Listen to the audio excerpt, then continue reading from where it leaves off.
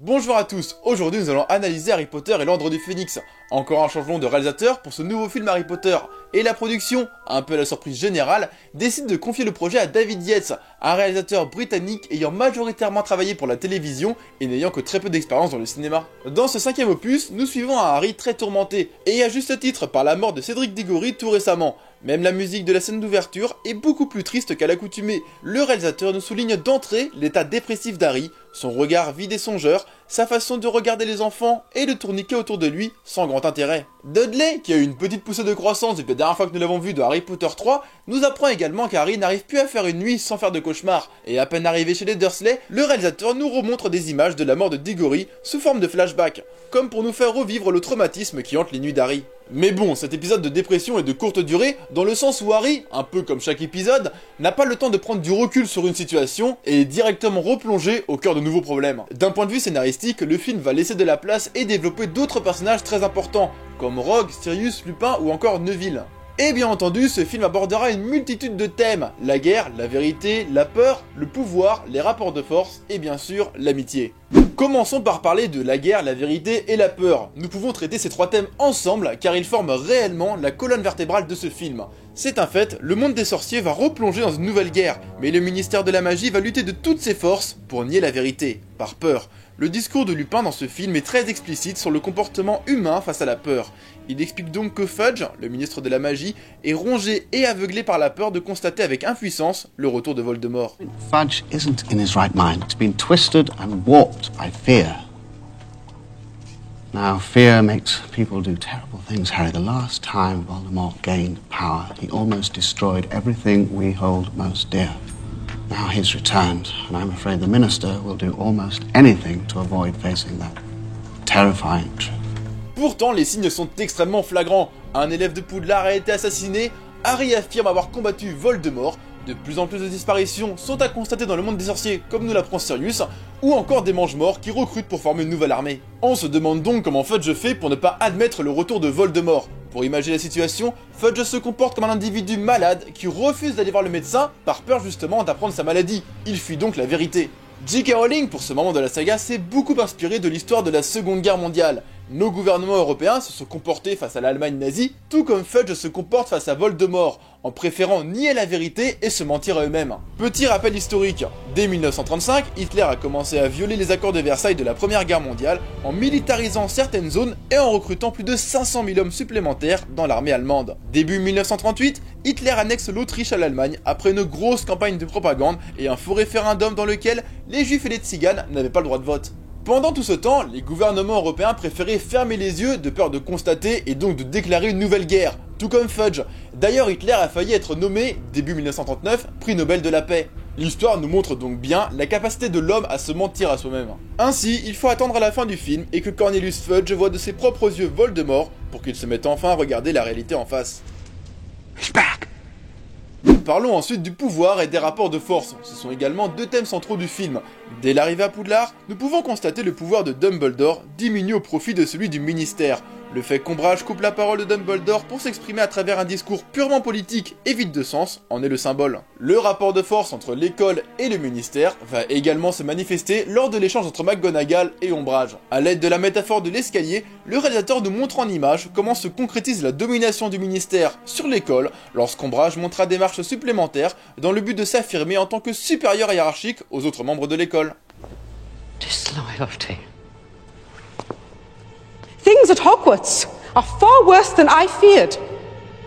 Cornelius will want to take immediate action. Et c'est à partir de ce moment précis que Dolores Ombrage va transformer Poudlard en un petit berceau de dictature. Elle va davantage réduire les libertés des élèves avec un ensemble de règles écrasantes comme le montrent les décrets qui vont jusqu'au plafond à l'entrée de la grande salle. Nous pouvons également avoir une vision historique de ce genre de situation. Ombrage représente le pouvoir autoritaire et quelques Serpentards ainsi que Rusard font la petite bande de collabos. C'est très intéressant de voir Rusard dans ce rôle. Il ne faut pas oublier que Rusard est un crack-molle, c'est-à-dire un enfant de sorcier dépourvu de pouvoir magique. Et donc tout au long de sa vie, il n'a jamais été vraiment estimé. Agir pour le compte d'Ombrage lui vaut enfin de la reconnaissance sociale, comme le montre cette scène de la remise des médailles. Pour ceux qui ont lu le livre Todd Strasser, La Vague, parlant du fonctionnement des organisations autoritaires comme l'Allemagne nazie, on peut se rendre compte que Rusar se comporte exactement comme le personnage de Robert. Rusar est un personnage qui, une fois qu'il a un peu de pouvoir, va en être fier et en abuser pour se venger de son passé de loser.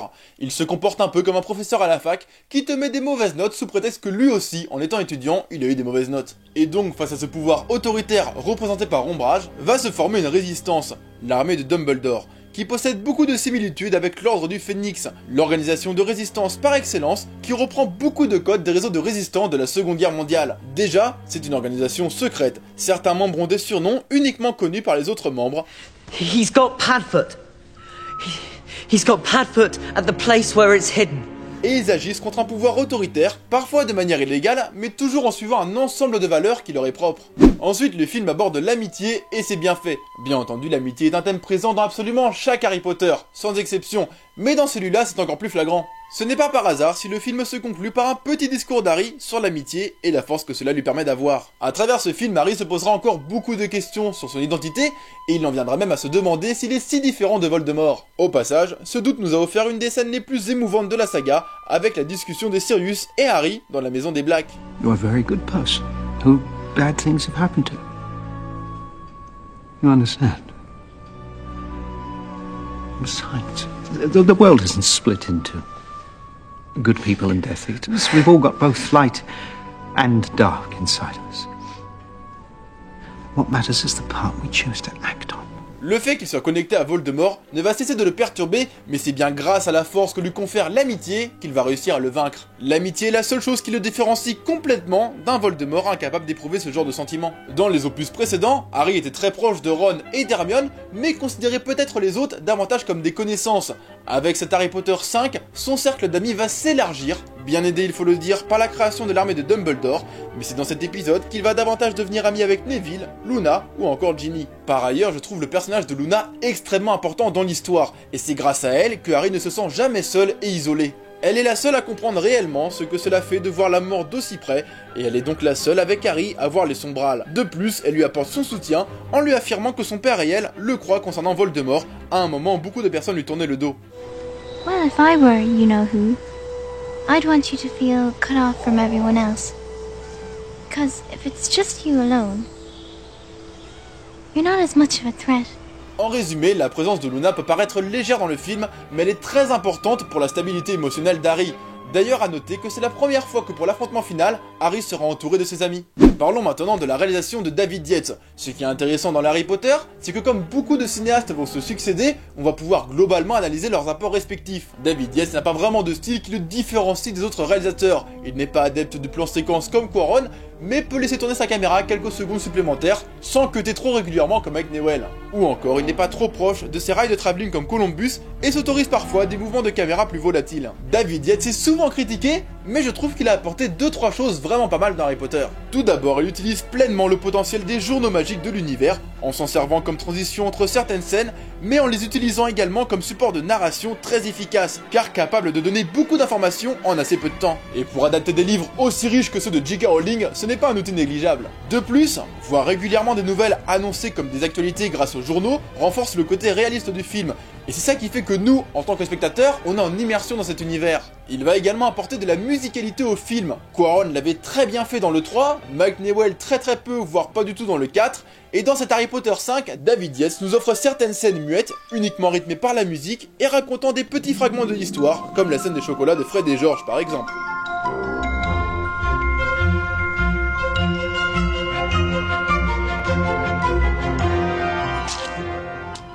Ensuite, c'est peut-être mon ressenti personnel ou un concours de circonstances, mais je trouve que l'arrivée de David Yates a fortement contribué à l'amélioration des 3 acteurs. Après, c'est vrai qu'ils prennent de l'âge et s'améliorent avec le temps, donc peut-être que Yates est juste arrivé au bon moment, mais quoi qu'il en soit, le Golden Trio a élevé son niveau de jeu. Et je dirais même, mais ça c'est mon ressenti personnel, qu'Emma Watson a franchi un nouveau cap dans ce film. Après, c'est vrai qu'on peut reprocher à David Yates d'avoir apporté ce côté blockbuster à Harry Potter, avec des images trop propres et des lumières trop sages. Par exemple, l'éclairage bleuté de la scène finale au ministère de la magie n'est, à mon sens, pas vraiment réussi. On se croirait presque, à certains moments, dans un jeu vidéo. Cette analyse est maintenant terminée. Au passage, je trouve extrêmement sévère de la part de J.K. Rowling de tuer Sirius à ce moment de l'histoire. Mais bon, c'est aussi ça qui fait la beauté d'Harry Potter.